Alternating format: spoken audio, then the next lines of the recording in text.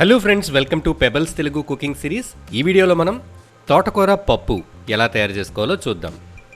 ఈ తోటకూర పప్పు చేయడానికి మనం ముందుగా లేతగా ఉన్న తోటకూరను తీసుకున్నాం. 1 లేదా 2 కట్టలు లేత తోటకూర తీసుకున్నాము. సో దీన్ని మనం కాడలతో పాటు కట్ చేసి వేసుకుంటున్నాము.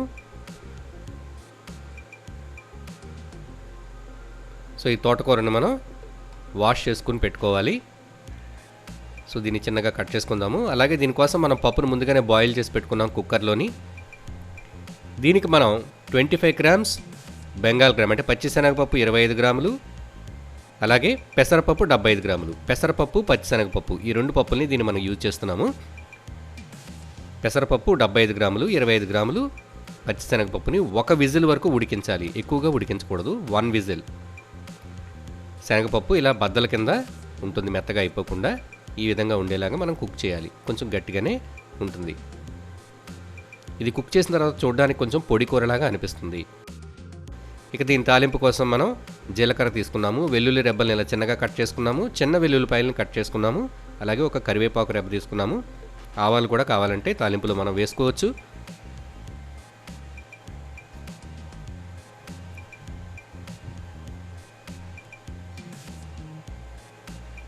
ఇవి దీనికి కావాల్సిన ఇంగ్రీడియంట్స్. ముందుగా తోటకూరను మనం చిన్నగా కట్ చేసుకుందాము.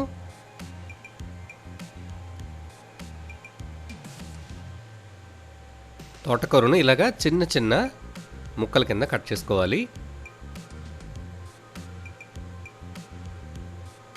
చిన్న కట్ అయితే 2, పెద్ద కట్ అయితే 1 తోటకూర సరిపోతుంది ఈ క్వాంటిటీకి.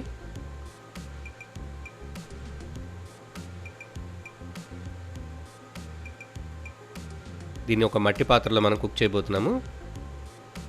ఒక కడాయి తీసుకుని అందులో 2 స్పూన్ల ఆయిల్ వేసాము. ఈ ఆయిల్లో కొంచెం ఆవాలు వేసుకున్నాము. ఇది ఆప్షనల్, ఆవాలు ఇష్టం లేని వాళ్ళు వేసుకోవాల్సిన లేదు. అలాగే ఒక ఎండుమిర్చి, 2 పచ్చిమిరపకాయలు ఇలా మధ్య కట్ చేసినవి. అలాగే ఇందులో ఇంగువ కూడా వేసుకుంటున్నాము. ఇది పౌడర్ కాకుండా ఇలా మొక్కలా ఉంటుంది. ఇలాంటి ఇంగువ కూడా వేసుకున్నాం ఫ్లేవర్ కోసం. ఇది లేకపోతే ఇంగువ పౌడర్ కూడా వేసుకోవచ్చు. ఇందులో జీలకర్ర వేసుకున్నాం 1/2 స్పూను, 2 పచ్చిమిరపకాయలు, కరివేపాకు, ఎండుమిరపకాయ, ఇంకా వెల్లుల్లిపాయ చిన్నగా కట్ చేసింది వేసి ఫ్రై చేస్తున్నాము. ఇప్పుడు ఉల్లిపాయ ముక్కలు ఇందులో వేసుకోవాలి.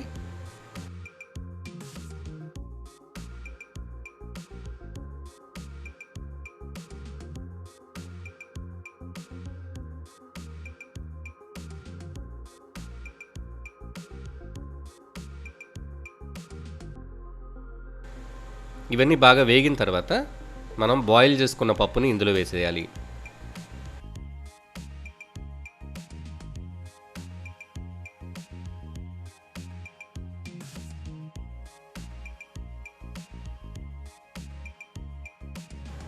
ఇప్పుడు ఇందులో రుచికి సరిపడా సాల్ట్ వేసుకుందాము.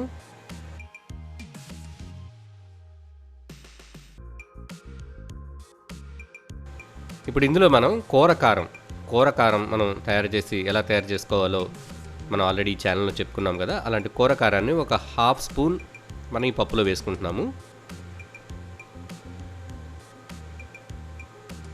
1/2 టీ స్పూన్ ఇందులో మనం వేసుకున్నాము. సో ఇది కొంచెం ఉడికిన తర్వాత, మరుగు పట్టిన తర్వాత దీంట్లో మనం ఈ తోటకూర ఏదైతే కట్ చేసుకున్నామో దాన్ని వేసేసుకోవాలి. ఇప్పుడు ఈ తోటకూర పప్పు బాగా కలిసేలాగా కలుపుకోవాలి. దీన్ని మూత పెట్టి ఉడికించవలసిన అవసరం లేదు.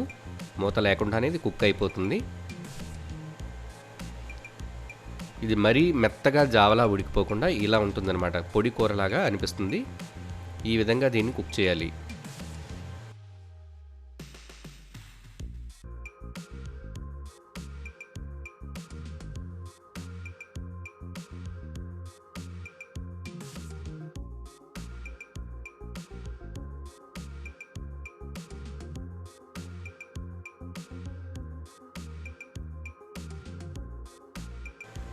చూసారు కదా, టేస్టీ తోటకూర పప్పు రెడీ.